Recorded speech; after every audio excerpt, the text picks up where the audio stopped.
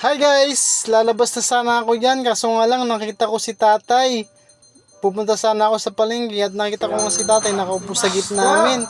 So nilapitan ko siya para bumili ako ng ice drop. Kawawa naman si tatay.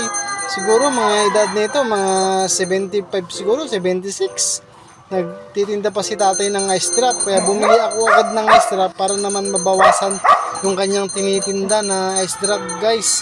Pagkatapos niyan, pumasok ako sa bahay, binili ko kay tatay na ice drop. Sarap kaya ng ice drop nito kasi matagal ko na itong inaabangan si tatay eh. Pag sabi ko, sa susunod, pag nakikita ko to, ubusin ko na yung paninda niya. At yan nga, alis na nga sa radyan si tatay, kaso nga lang sabi ko tayo wag muna, bibili pa ako, bigyan ko yung mga bata para maubos na yung paninda mo. Kaso nga lang, mga bata, kukunti lang. So, yung mga bata lang na nasa labas ang nabigyan ko.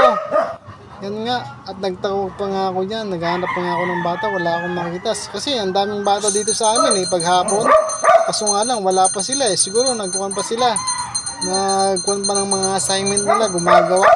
Kaya sabi ko, may nakita ko yung sa taas na bata. Tinawag ko siya, sabi ko, punta ka dito! Libre yung ice drop, bilisan mo! At yun nga, lumapit nga sa akin. Binigay ko ng ice drop. Yung bata na malapit sa amin. Lalaro kasi sila sa taas guys. At yan nga, lumapit na nga yung bata. Binigyan ko. Sabi ko, nasa yung mga kasama mo? Sabi niya sa akin, nandun, sa bahay nila, kuya. Okay, sabi ko, sige, hawakin mo sila. Kaso nga lang, umalis nga siya. Hindi naman bumalik. Wala naman mga bata. Siguro sa susunod na lang. Sabi ko kay tatay, sa'yo na yan tay. Huwag mo nang suklian. Para mayroon ka naman dyan. At kaya nga, palis na nga dyan si tatay. Sabi ko, sa susunod na dadan ka dito, bossing ko na yung paninda mo tay. Para maubos na yan. Pag uwi mo, hindi na mabigat sa pagdala mo. At yun nga, mayroon pang natin ng ice drop. Hanggang dito na lang guys. Thank you for watching.